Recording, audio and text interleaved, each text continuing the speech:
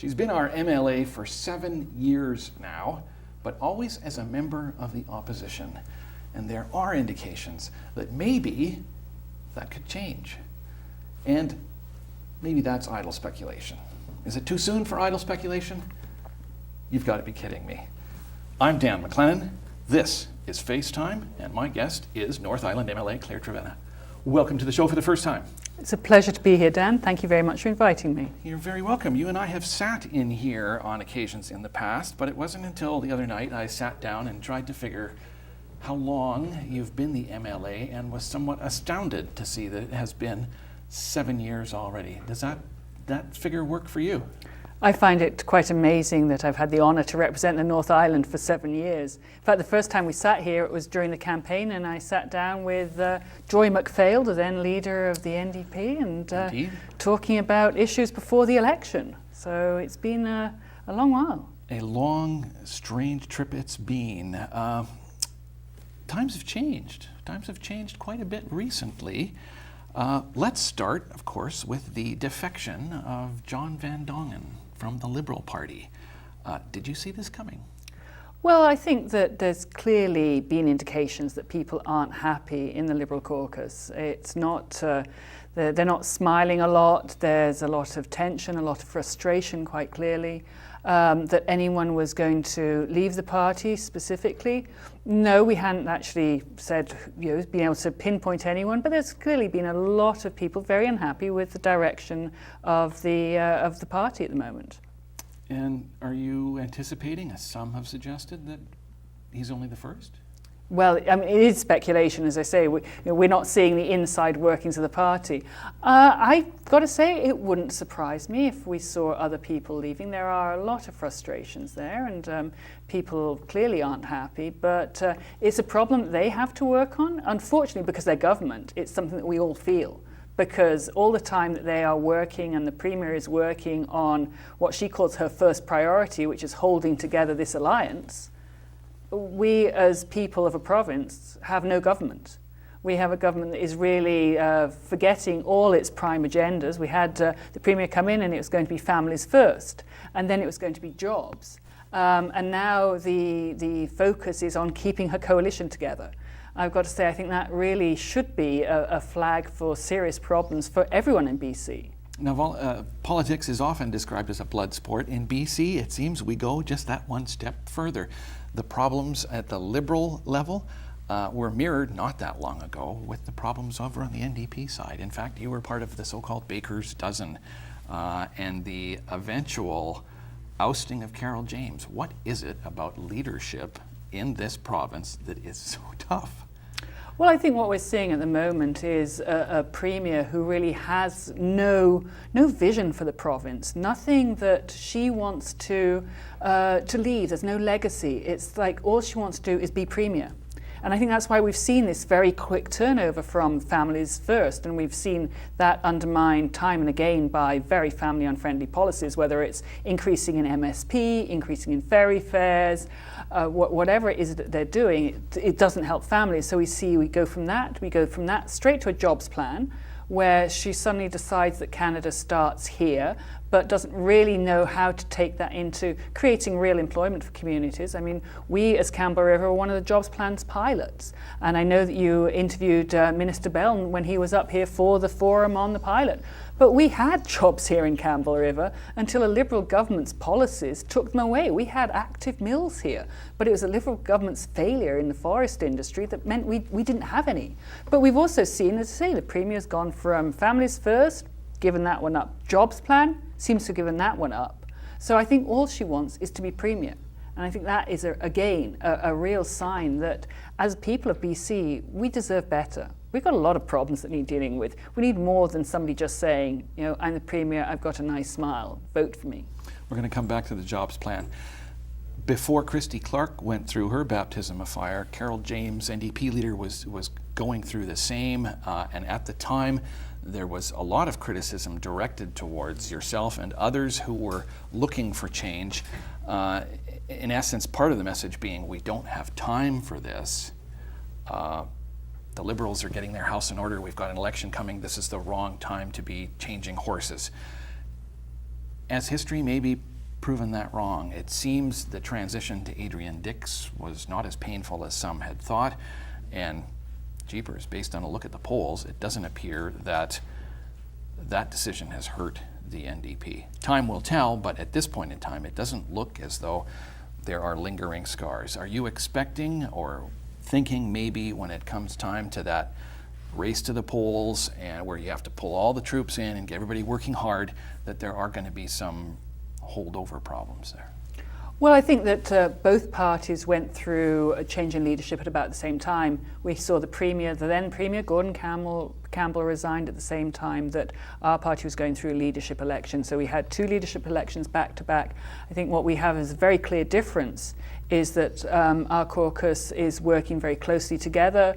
We are working very much on solutions for the people of BC, very much on new ideas, not going to be overly ambitious, but looking at some of the real problems and how we can tackle some of those real problems. So when we go forward, we're going forward as a very united party where we have really a close examination of failures for the last 12 years. I've been MLA for 7 years now. There was a previous Liberal government for the first 4 years.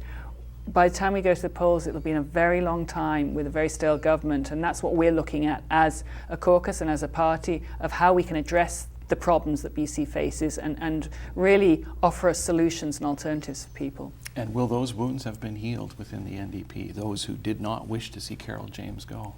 Oh, I think already that it's much healed. We are working together, and I think you can see it every day in the legislature that we are working together as a team. That we have a very strong leader with Adrian Dix. We have people who are working on all different files, whether it's people working on energy and mines, John Horgan, who was also a leadership candidate, our health critic, Mike Farnath, was also a leadership candidate, the critic for Community Living BC, who brought out some fantastic issues in the last go around with the problems that people have faced with that organisation, with community care.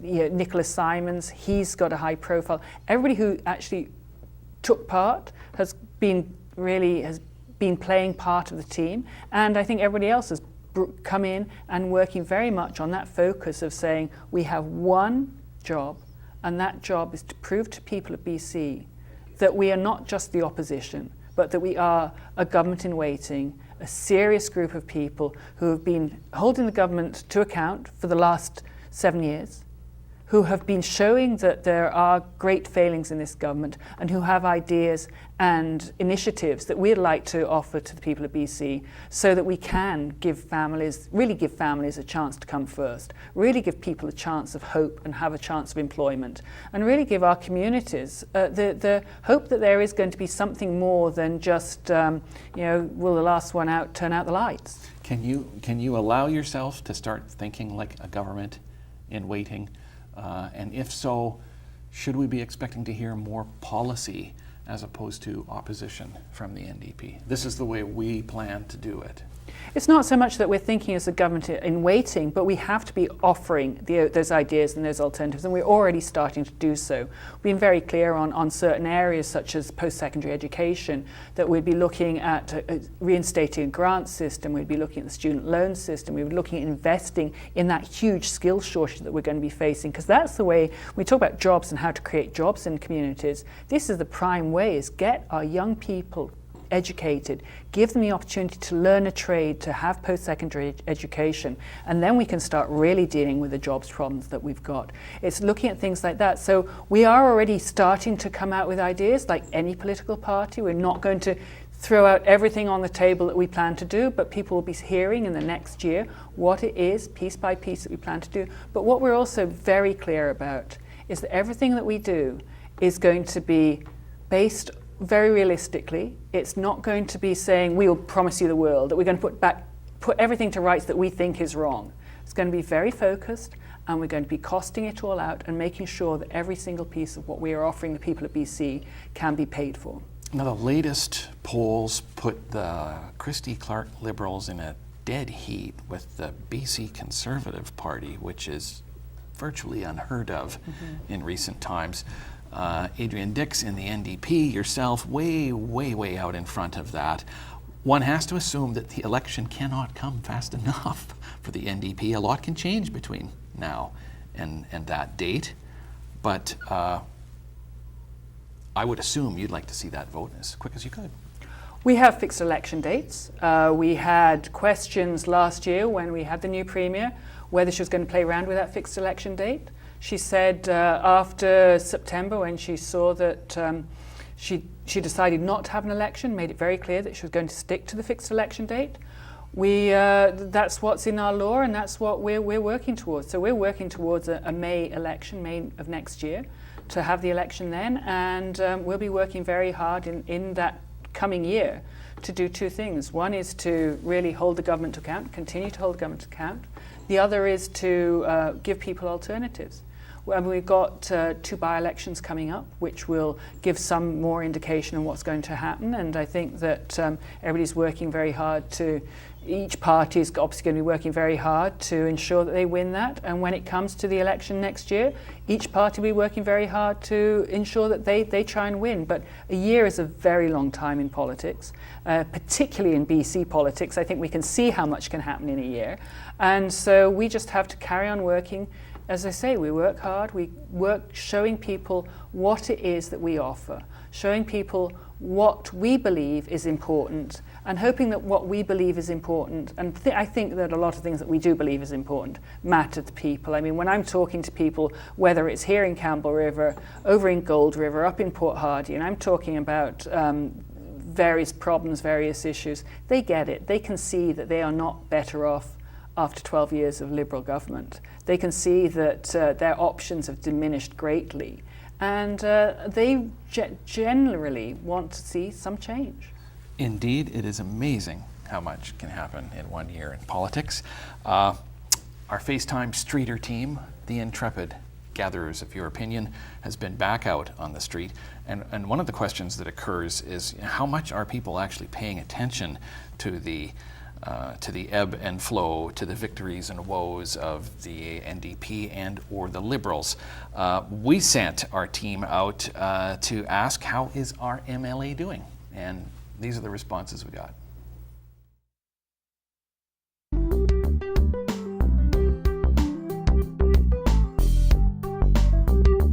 I think she's not even a voice in the community. I don't hear much from her. And I feel that she does nothing for us, and we need a new MLA. I don't know Claire really well. We've only lived here for about a year and a half, but from what I can tell, it's she seems to be fairly involved in the community and in the area.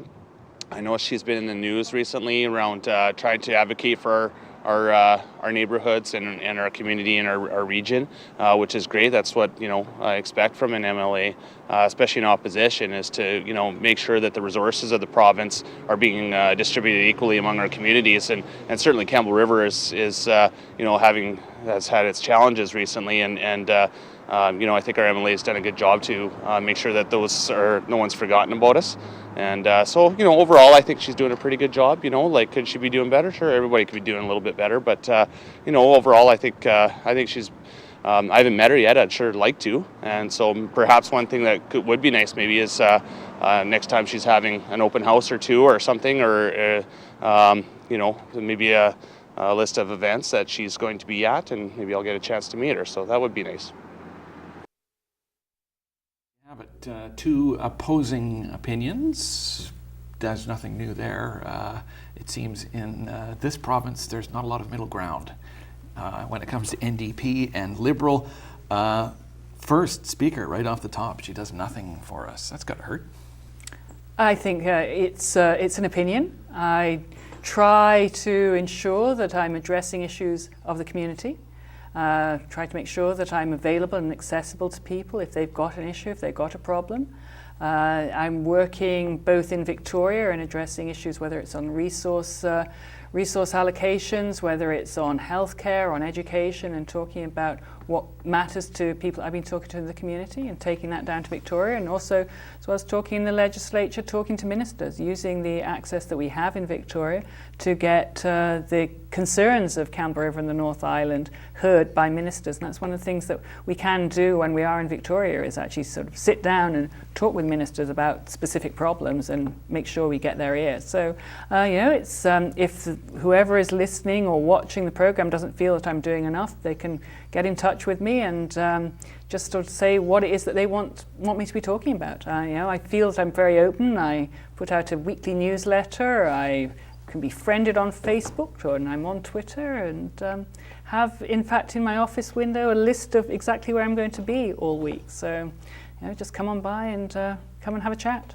The gentleman suggesting maybe more potential for open houses, that sort of thing.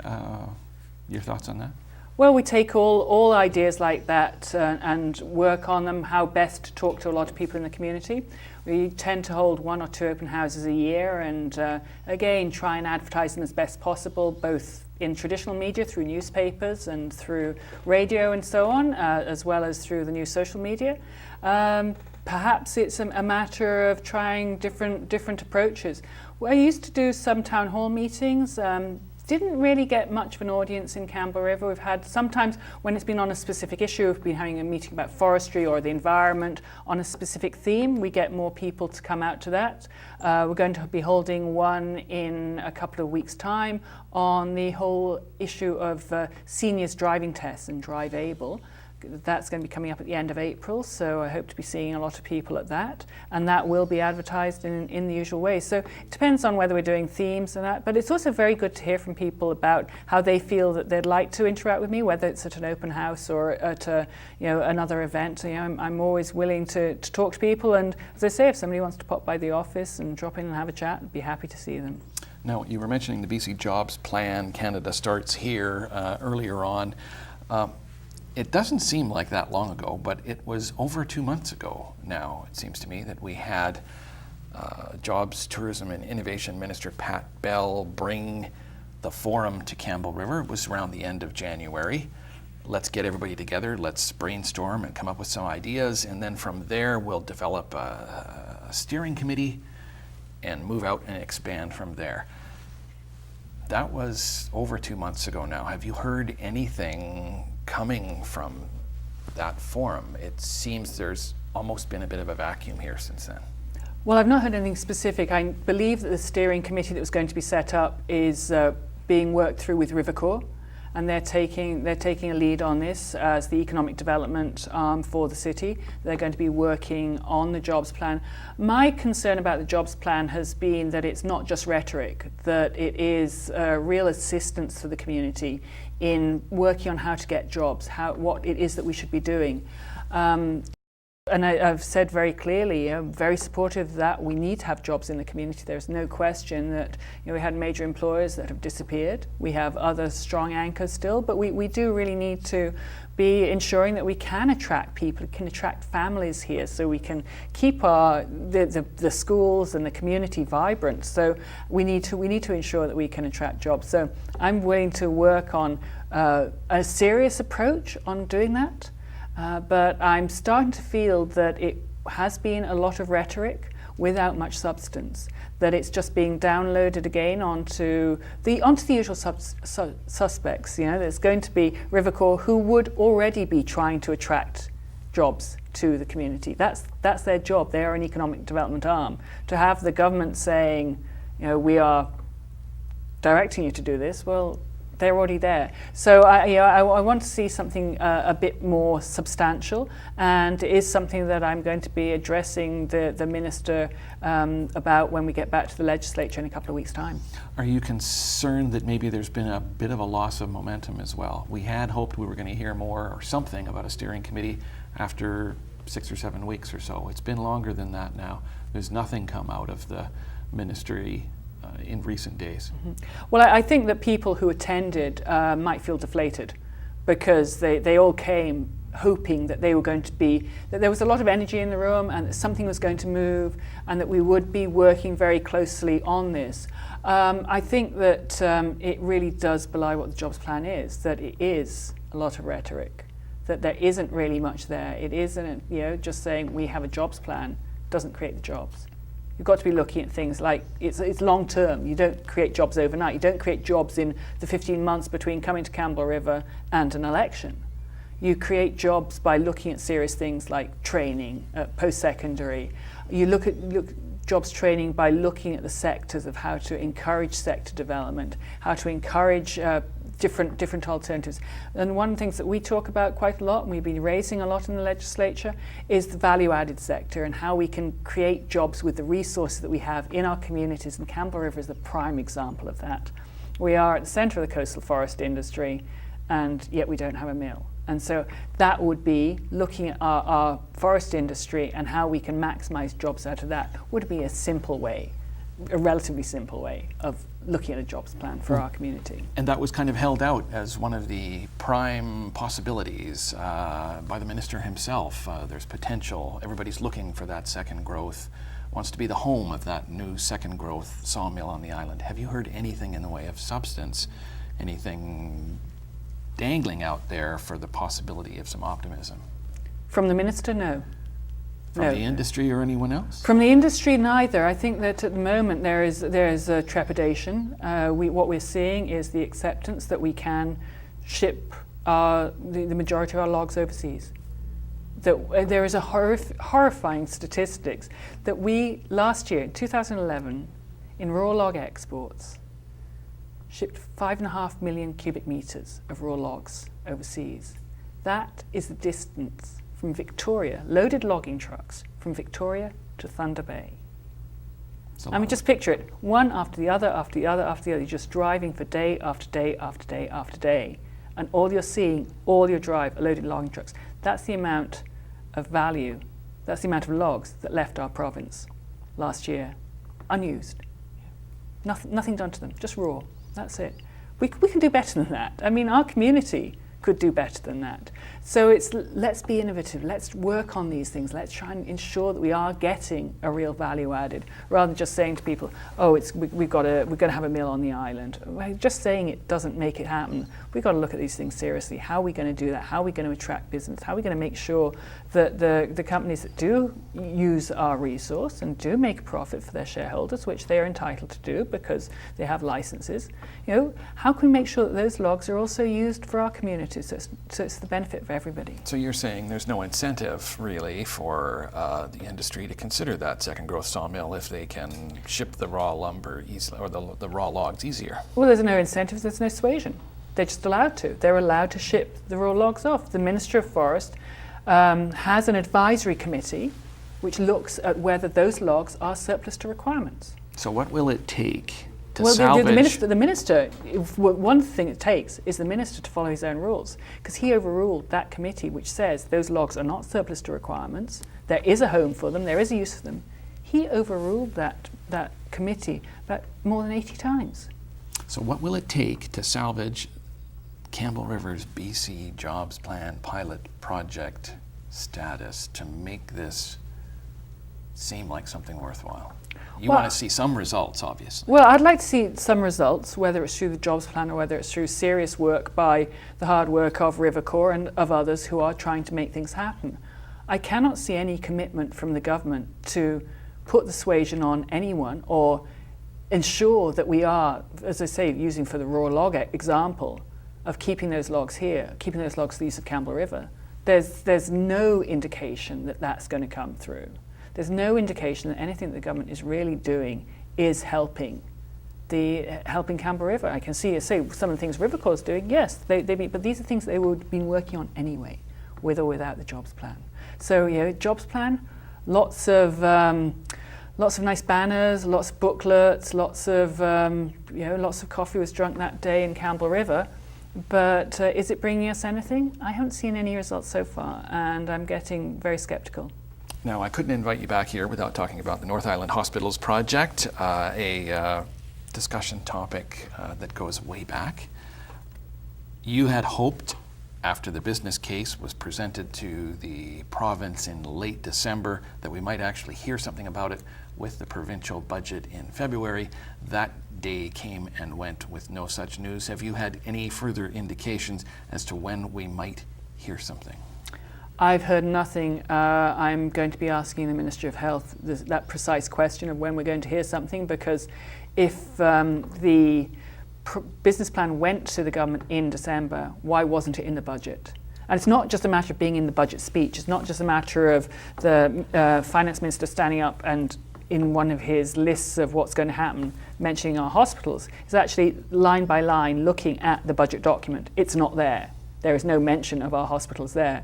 So what I'd like to know is, when will it be there? What's holding it up? Is it still issues about where the land in the Comox Valley, or what is it? What has held it up from it being in the budget this year? Because your fear is that if it doesn't show up soon, we're waiting for the next budget. Well, yeah, we have to wait for it to be approved by Treasury Board and get out there. It'd be very unusual to have a major capital initiative be announced just out of the blue saying, okay, we're going to do it, because where does the money come from? The money is allocated in the budget.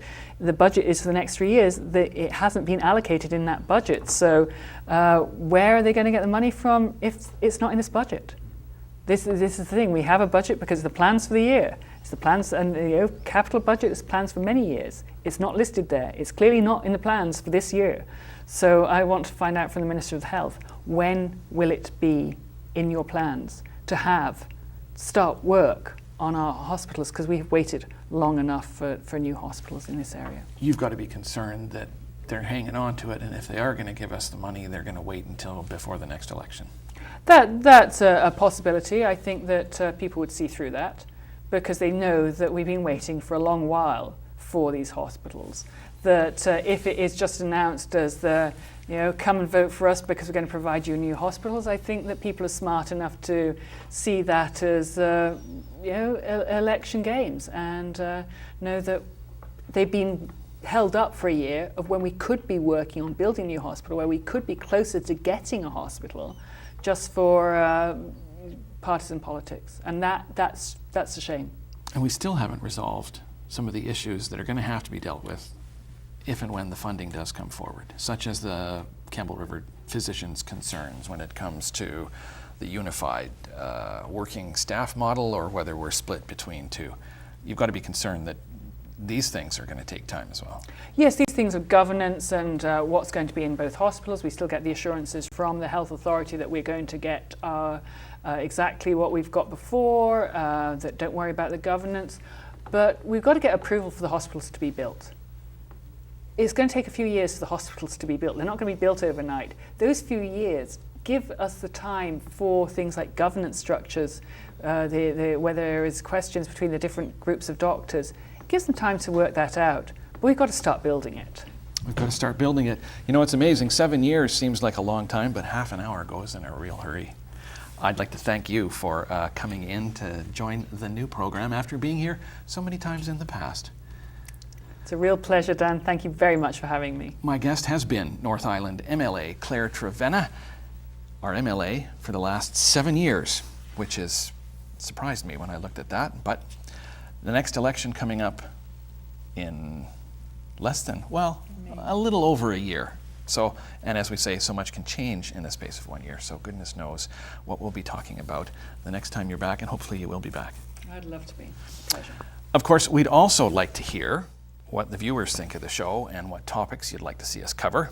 And so here's how to get a hold of us and let us know. You can like us on Facebook. That's at www.facebook.com/FaceTime4U, and that's the number 4, FaceTime4U, or you can email us at face-time@shaw.ca. That's the way to get a hold of us. We'd like to hear from you. You can also leave comments for us on YouTube, where all these programs are posted. And so ends FaceTime number 6 with North Island MLA Claire Trevena. I'm Dan McLennan. Thanks for sharing some FaceTime.